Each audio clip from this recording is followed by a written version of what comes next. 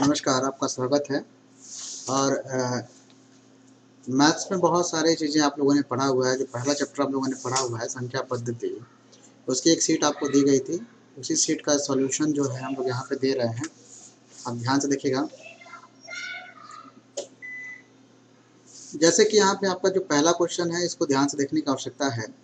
संख्या जो सॉल्यूशन हमारा है, सॉल्यूशन फर्स्ट, संख्या 98,753 में 9 के स्थानीय मान और जातीय मान में क्या अंतर है। तो आप यहाँ पे ध्यान से देखिएगा। यहाँ पे 9 का स्थानीय मान जो है वो आपका 90,000 है, ठीक है। और 9 का जातीय मान या अंकीय मान, याद रखिएगा बच्चों, जातीय मान के बारे में बात करेंगे या अंकीय मान के बारे में बात करेंगे, ये दोनों एक ही बात होता है। इसमें किसी प्रकार का कोई अंतर नहीं है। तो यहाँ देखिए 10 में से 9 जाएगा 1, यहाँ बचेगा 9, यहाँ बचेगा 9, यहाँ बचेगा आपका 8, सॉरी यहाँ बचेगा आपका 9 और यहाँ बचेगा आपका 8। यानी इसका सही उत्तर है 89,991, ठीक है। इसका जो सही आंसर है वो है 89,991। तो इसका आपका पहला आंसर यानी ये वाला आंसर आपका क्या है, सही है। अब ये तो पहला हो गया। अब इसी का दूसरा देखिएगा, दूसरा पार्ट। 5,970 में 9 के स्थानीय मान और जातीय मान का योगफल है। तो 9 का स्थानीय मान यहाँ पे देखिए कितना है, 900, और 9 का जातीय मान या अंकीय मान कितना है, 9 है। तो आप जोड़ेंगे तो कितना होगा, 909, ठीक है। आपका उत्तर इसमें कौन सा वाला सही है, 909। फिर देखिएगा यहाँ पे तीसरा जो क्वेश्चन है, 24,347 में 4 के दोनों स्थानीय मानों का अंतर कितना है। तो 24,347 के बारे में जब आप बात करेंगे तो आप देखिए कि यहाँ पे 2 4 आपको दिखाई दे रहे हैं। इसमें से पहले वाले का स्थानीय मान है 40 और दूसरे वाले का स्थानीय मान क्या है, 4। 4 के आगे 3 अंक हैं, 3 4 7, तो कितने जीरो बढ़ा देंगे, इसमें 3 जीरो बढ़ा देंगे, ठीक है। आपको पता है स्थानीय मान निकालने के लिए जितने शून्य की कमी होती है उतना हम उसमें क्या करते हैं, आगे उसके बढ़ा देते हैं, ठीक है। तो अंतर निकालना है, तो आप यहाँ पे अंतर निकालिएगा।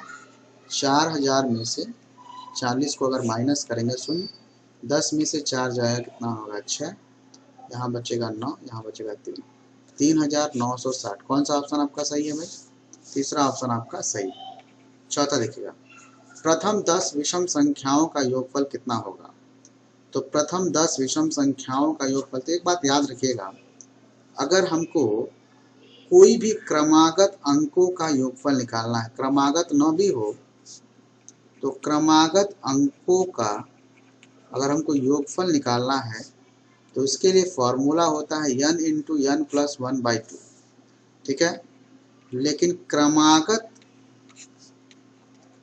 समपद या विषम पद का अगर हमको योगफल निकालना है तो हमको किसी भी तरीके से उसका पहला पद या पदों की संख्या पता होनी चाहिए। यानी हमको पता चल जाए कि उसमें कुल कितने पद हैं, पदों की संख्या बटा 2 अगुणे पहला पद प्लस अंतिम पद।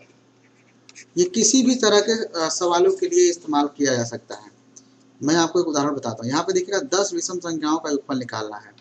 तो पहला विषम संख्या 1 है, दूसरा 3 है, फिर 5 है, फिर 7 है, फिर आप ऐसे बढ़ते चले जाएंगे तो कुल कितने अंक आपके होंगे, 1 3 5 7, फिर आपका 9 है, फिर आपका 11 है, फिर 13 है, फिर आपका 15 है, फिर 17 है, फिर आपका 19 से कितना हुआ, 1 2 3 4 5 6 7 8 9 और 10।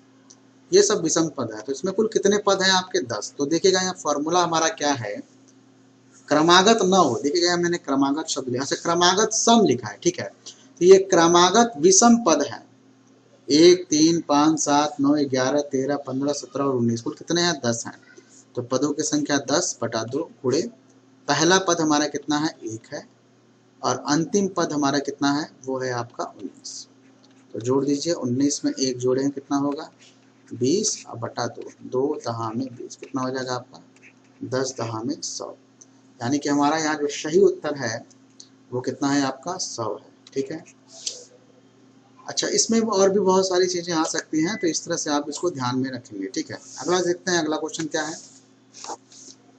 प्रथम 5 अभाज्य संख्याओं का योग कितना है। तो पहली बात आप देखिएगा, ये जो 5वां प्रश्न है, पहली अभाज्य संख्या कौन होती है, अक्सर हमारे इसलिए हमारे मन में हमेशा कंफ्यूजन होता है। तो पहली अभाज्य संख्या या सबसे छोटी अभाज्य संख्या, ठीक, या सबसे छोटी सम अभाज्य संख्या। अगर इन सबके बारे में अगर हम बात करेंगे तो सबसे छोटी समअभाज्य संख्या या सबसे छोटी अभाज्य संख्या या सबसे पहली अभाज्य संख्या, ठीक है। और एक चीज और देखिएगा, सबसे छोटी ऋणोत्तर अभाज्य संख्या। ऋणोत्तर का मतलब निगेटिव नहीं, ऋणात्मक नहीं। तो सबसे छोटी ऋणोत्तर अभाज्य संख्या भी हमारी क्या है, 2 है। ठीक, तो प्रथम 5 अभाज्य संख्याओं का योग कितना होगा। देखिएगा, पहली अभाज्य संख्या होगी 2, फिर अगली होगी 3, फिर हो गया 5, फिर हो गया 7। याद रखिएगा, 9 एक अभाज्य संख्या नहीं है, अगली अभाज्य संख्या क्या है, 11 है। तो सबको जोड़ लीजिए, 3 और 2 5, 5 5 10, 10 17, और 17 में 11 जोड़ देंगे तो 27, और कितना हो जाएगा, 28 हो जाएगा। यानी सही उत्तर आपका कौन सा है, 28 वाला है। ठीक है, चलिए उसी तरह से क्वेश्चन नंबर आपका 6 देखते हैं। 12,1200 एवं 12 बराबर है। तो चलिए, 12,000 ये हो गया, धन 1200 ये हो गया, और धन 12। तो अब तीनों को जोड़िए, 12,000 हो गया, 1200 हो गया, और 12। तो 2 1 2 और 2 1 3 1, कितना हो जाएगा, 1 3 2 1 2। कौन सा उत्तर आपका सही है, उत्तर नंबर आपका 6 सही है। ठीक है, चलिए क्वेश्चन नंबर 7 देखते हैं। 3 अंकों की बड़ी से बड़ी, तो याद रखना, अगर हमको बड़ी से बड़ी संख्या लिखनी है 3 अंकों की, तो 3 अंकों की बड़ी संख्या कौन सी होगी। अगर 3 अंक है तो 3 ठो 9 लिखेंगे, 4 अंक है तो 4 ठो 9 लिखेंगे, 5 अंक है तो 5 ठो 9 लिखेंगे, अगर बड़ी संख्या के बारे में बात करेगा। और उसी तरह से 3 अंकों की छोटी संख्या क्या होगा, तो 1 लिखेंगे, और जितने अंकों की कहेगा, ठीक है, उससे 1 कम जीरो बढ़ाएंगे। जैसे 3 अंकों की कह रहा है तो हमने 1 लिखा और 2 ठो जीरो बढ़ा दिया। ठीक है, तो इस तरीके से ये जो है आपका 3 अंकों की सबसे बड़ी संख्या हो गई, और ये नीचे वाला 3 अंकों की सबसे छोटी संख्या। दोनों को जोड़ दीजिए तो कितना होगा, 9 9 9 1 10, कितना होगा, 1099। कौन सा ऑप्शन आपका सही है, बी वाला ऑप्शन आपका सही है। ठीक है, क्वेश्चन नंबर 8 देखिए बच्चों। 4 5 6 7 व 1 से बने, देखिएगा 4 5 6 7 और 1, इतने अंक आपके दिए गए हैं। ठीक है, अभी मैं इसमें एक और उदाहरण आपको जोड़ के बताऊंगा।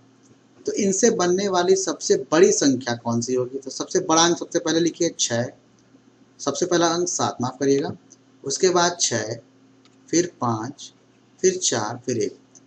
यानी कि संख्याओं के घटते क्रम में जब लिखेंगे तो वो सबसे बड़ी संख्या हो जाएगी, और इसमें शून्य नहीं है तो इसे चिंता की बात नहीं है। अब क्या करिए, इसमें इसी को उलट के लिख दीजिए, 1 4 5 6 7। तो इस तरह से ऊपर वाली संख्या ये जो है सबसे बड़ी हो गई, और नीचे वाली संख्या सबसे छोटी हो गई। अब इसको माइनस कर सकते हैं, 11 में से 7 जाए कितना होगा, 4 बचेगा। यहाँ पे 1 हासिल लिया तो 3 बचा, 13 में से 6 जाए कितना होगा, 13 में से 6 घटाएंगे तो कितना होगा, बताइए। 13 में से आप 6 घटाएंगे तो कितना होगा, 7 होगा, माफ करिएगा।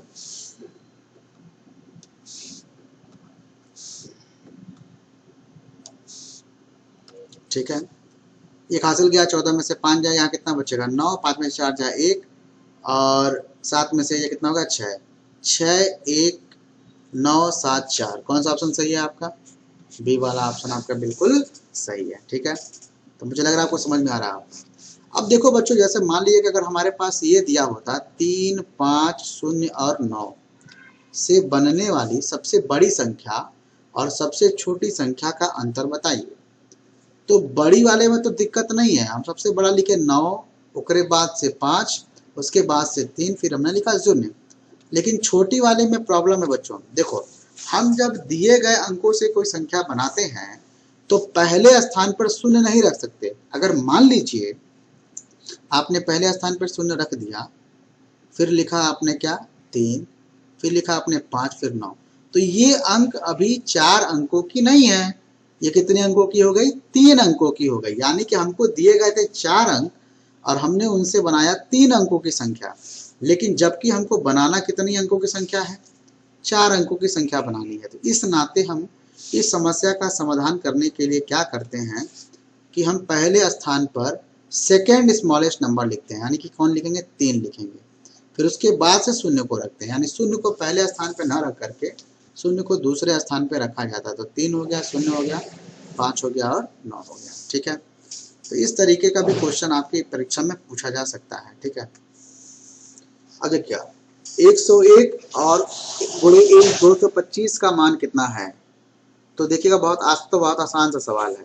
101 को क्या लिख सकते हैं? 100 धन 1 लिख सकते हैं, और गुणे 225। ये पहला वाला ऑप्शन सही है, ये मौखिक क्वेश्चन है। ठीक है, 10वां देखिएगा, 61 गुणे 62 गुणे 63 गुणे 64 गुणे 65 गुणे 66।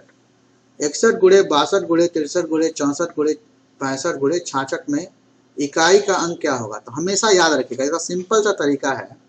अगर कुछ अंक दिए गए हैं जिसमें किसी भी एक अंक का इकाई का अंक क्या है? सम हो। ठीक, और उसमें कोई एक अंक ऐसा हो जिसमें 5 आए। क्या है? 5 आए। तो ऐसे जितनी भी संख्या होंगी सबका गुणा करेंगे तो उनके गुणनफल में इकाई का अंक हमेशा क्या होगा? 0 होगा। क्या होगा? 0 होगा। तो कैसे हमने बताया कि अगर बहुत सारी संख्याएं दी गई हैं, उसमें कोई भी एक अंक ऐसा हो, जैसे यहाँ 62 भी है, 64 भी है, 66 भी है, इन सभी का इकाई का अंक सम संख्या है, लेकिन इसमें 65 को जब देखेंगे तो इसका इकाई का अंक कितना है? 5 है। तो जब भी किसी सम संख्या और 5 वाले अंक वाले का गुणा करते हैं तो उसमें इकाई का हमेशा क्या आएगा? 0 आएगा। या दूसरा तरीका इसका क्या है कि 61 गुणे 62 गुणे 63 गुणे 64 गुणे 65 गुणे 66 में लिखा। 1 का 2 में मल्टीप्लाई करेंगे कितना होगा? 2 होगा। फिर 2 का 3 में गुणा करेंगे कितना होगा? 6 होगा इकाई का अंक। 6 का 4 में करेंगे कितना हो गया? 24, यानी अब इकाई का अंक क्या आ गया? 4 आ गया। फिर इस 4 का 5 में गुणा करेंगे तो 4 5 20, इकाई का अंक क्या आ गया? 0 आ गया। फिर 0 का 6 में गुणा करेंगे तो इकाई का अंक कितना आ जाएगा? 0 आ जाएगा। तो इस तरीके से भी आप उसका निर्धारण कर सकते हैं। मुझे लगता है कि आपको समझ में आया होगा। क्वेश्चन नंबर 11 देखिए, 10,000। तो देखो हमने लिख दिया 10,000, 10,100 हमने लिख दिया 10,100, 10 हमने लिख दिया 10 दहाई। देखिएगा यहाँ शब्द क्या है? 10 दहाई। इसके पहले वाला क्वेश्चन भी एक बार देख लेते हैं, 12 है। ठीक है, यहाँ पर देखो क्वेश्चन फंसाया है। 10 दहाई यानी कि 10 ठू दहाई है, तो उसका मान कितना होगा? 10 गुणे 10 यानी कि 100 होगा। समझ में आ रहा है? ये क्वेश्चन फंसा रहा है। अगर आपसे क्वेश्चन में कह रहा है कि 10 दहाई, तो 10 गुणे 10 यानी कितना होगा आपका? 100 होगा।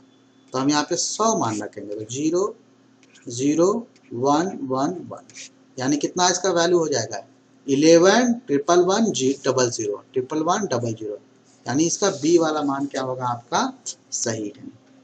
फिर 12 देखिएगा, 12,112 को 11 से, ठीक, और 13,223 को 13 से भाग देने पर, तो 12,112 को आप 11 से भाग दीजिए, और फिर क्या कर रहा है? 13,223 को आप 13 से भाग दीजिए। दोनों से भाग देने पर, ठीक है, जितना शेषफल बचेगा उसका हमको योगफल निकालना है। क्या निकालना है? योगफल निकालना है। तो चलो देखते हैं। तो तरीका हो गया भाग दे करके देखें। 11 एक कम 11, यहाँ 1 बचा, ठीक, 11 एक कम 11 कट गया। फिर 1 यहाँ उतारेंगे, भाग नहीं जाएगा तो यहाँ 0 बढ़ाएंगे, फिर 12 हो जाएगा। 11 एक कम 11, यहाँ कितना बच गया? 1 बच गया। ठीक, फिर यहाँ देखिए 13 है, तो 13 एक कम 13 कट गया, फिर 2 उतारेंगे भाग नहीं जाएगा, 0 बढ़ाएंगे, फिर 2 उतारेंगे तो 13 एकम आपका हो गया 13, 12 में से 3 जाएगा 9, फिर आपने उतारा 13, फिर क्या हो गया 13 सत्ते 91, अभी कितना बचा आपका 2 बचा। ठीक है, तो यहाँ पर आपका 11 से जब आपने भाग दिया तो शेषफल बचा आपका 1 और यहाँ शेषफल बचा आपका 2, तो 1 और 2 का योगफल कितना हो जाएगा आपका 3 हो जाएगा। कितना हो जाएगा आपका योगफल 3 हो जाएगा। तो एक तरीका इसका ये हो गया। ठीक है, एक तरीका इसका आपका ये हो गया। तो 1 में और 2 दोनों के जो शेषफल है उनका योगफल 3 हो गया, यानी इसके 12वें का ऑप्शन नंबर ए क्या हो सही है। चलिए 12 के बाद देखते हैं क्वेश्चन नंबर 13। 13 क्या है आपका 6 का स्थानीय मान और 4 के अंकित मान में, तो खुद करिएगा तो आसान क्वेश्चन है। 6 का स्थानीय मान और 4 का अंकित मान में अंतर। अंकित मान मतलब लिखित मान, समझ, जातीय मान, अंकित मान या जातीय मान एक ही बात होता है। फिर देखिएगा 11,0,1,1,1 को 11 से भाग देने पर प्राप्त भागफल व शेषफल का योगफल है। तो देखते हैं 14वां देख लेते हैं 11,0,1,1,1, ये है, हमको भाग किससे देना है 11 से, तो 11 एकम 11 ये कट गया, 0 उतारेंगे। ठीक है, भाग नहीं जाएगा तो यहाँ भी 0 उतारेंगे, फिर यहाँ 1 उतार जाएगा, फिर भाग नहीं जाएगा, फिर 0 उतार करके 1 बढ़ाएंगे, तो 11 एकम कितना हो गया 11 कट गया। अब 1 बढ़ाएंगे 1 उतारेंगे तो भाग नहीं जाएगा, तो भाग नहीं जाएगा तो यहाँ फिर से क्या बढ़ाना पड़ेगा, हमको 0 बढ़ाना पड़ेगा। ठीक है, 0 बढ़ाना पड़ेगा। तो अभी क्या कर रहा है भागफल व शेषफल का योगफल, तो भागफल हमारा कितना आ गया, ये आपका आ गया 1,0,0,1,0 और शेषफल हमारा कितना आ गया 1, जोड़ दीजिए दोनों को तो 1,0,0,1,1, 1,0,0,1,1। कौन सा ऑप्शन सही है, पहला वाला ऑप्शन सही है, ए वाला ऑप्शन हमारा क्या बिल्कुल सही है। फिर 15वां क्वेश्चन देखिएगा 102 गुणे 201 में से क्या घटाया जाए कि इसका मान जो है 19,999 हो जाए। तो पहले तो आप इनका गुणा कर दीजिए। ठीक है, तो गुणा करने का तरीका इसका क्या हो सकता है, देखिए 2 तरीका है। इसको हम लिख सकते हैं 100 धन 2 गुणे 201। अब गुणा करिए 201 00 धन 2 1 कम 2 2 दूना 4। अब इसको जोड़ दीजिए तो कितना हो गया 2, ये हो गया 0 और यहाँ पे आपका हो गया 4 और 1 कितना हो गया 5 और 20। ये गुणा करने का तरीका क्या है कि जैसे कई बार हमको गुणा करने में अगर दिक्कत होता है तो हम तोड़कर भी गुणा कर सकते हैं। जैसे 102 को हमने यहाँ पे क्या लिख दिया, 102 को हमने क्या लिख दिया 100 धन 2 और गुणे 201 हो गया। तो 201 का गुणा 100 में करेंगे तो 201 के आगे 2 0 बढ़ जाएगा, 201 का गुणा 2 में करेंगे तो यहाँ पे 2 1 कम 2 0 2 दूना 4 402 हो गया। अब इसको जोड़ दीजिए तो यहाँ पे 20 और 100 में अब 402 को ऐड करोगे तो 2 0 और 4 1 5 और ये हो गया 20,502 हो गया। अब इसमें से क्या घटाया जाए, तो 20,502 में से क्या घटाया जाए कि कितना हो जाए 19,999 हो जाए। तो आप 19,999 को ही घटा दीजिए। तो देखो 12 में से 9 जाए कितना बचेगा 3। ठीक है, एक हासिल लिया यहाँ पे 10 बार, एक हासिल आया 12 में से 9 जाते हैं, यहाँ कितना बचेगा 9, 9 में से 9 जाएगा कितना हो गया 0। यहाँ पे आप एक हासिल लोगे तो 14 में बचेगा, 14 में से 9 जाए कितना हो गया 5, 9 में से 9 जाएगा 0, यानी आंसर कितना आ गया 503। देखिएगा आंसर हमारा कौन सा सही है, बी वाला आंसर हमारा बिल्कुल सही है। ठीक है, तो ये तो रहा हमारा क्वेश्चन नंबर 15। अब देखिएगा क्वेश्चन नंबर 16 देखिएगा। क्वेश्चन नंबर 16 है 6,251 में 6,521 में और 5,621 में 5 के स्थानीय मान का योगफल। तो इसमें 5 का स्थानीय मान कितना है 50 है, इसमें कितना है 500 है, इसमें कितना है 5,000 है। तो तीनों जोड़ देंगे तो कितना होगा 5,550, बिल्कुल सही, ऑप्शन नंबर डी आपका सही है। 17वां आप खुद लगाइएगा, 18वां भी आपको खुद लगाना है, 11 से भाग देना है, दोनों के प्राप्त शेषफलों का गुणनफल ज्ञात करना है। ठीक है, तो खुद लगा सकते हैं 4 अंकों वाली सबसे बड़ी संख्या और 3 अंकों वाली सबसे छोटी संख्या का योगफल। तो वही मैंने जो उसे बताया 19वां नंबर क्या है कि 4 अंकों की सबसे बड़ी संख्या कितना है 9,999 और 3 अंकों वाली सबसे छोटी संख्या कितना हो गया आपका 100। दोनों को योगफल निकालना है, जोड़ दीजिए 9 9 9 में 1 जोड़ेंगे 10 का शून्य हाथ में आए 1, ठीक है। तो ये आपका हो जाएगा 10,099। कौन सा ऑप्शन सही है? ये पहला वाला ऑप्शन हमारा बिल्कुल सही है। फिर 20वां देखिएगा। 20वां वाला सवाल मैंने अभी बताया कि आपको इसका गुणनफल निकालिए, दोनों का गुणनफल कर देंगे, यानी कि आपको करना क्या है 1109 और 505 का गुणा करिए, फिर जितना भी आता है उसमें से 50 50 और 50 इसको क्या करेंगे घटा देंगे, ठीक है। सिंपल सा क्या करेंगे इन दोनों का गुणा करेंगे, फिर जितना भी आएगा उसमें इतना माइनस कर देंगे, फिर जो आएगा वही हमारा क्या हो जाएगा आंसर हो जाएगा, ठीक है। तो इस तरीके से हमने जो है संख्या पद्धति के जो 20 प्रश्न थे उनका सॉल्यूशन हम लोगों ने देखा। फिर अगले चैप्टर का जो सेकंड पार्ट का जो सॉल्यूशन है उसको नेक्स्ट वीडियो में हम लोग देखेंगे, ठीक है। तब तक के लिए आप सवाल लगाते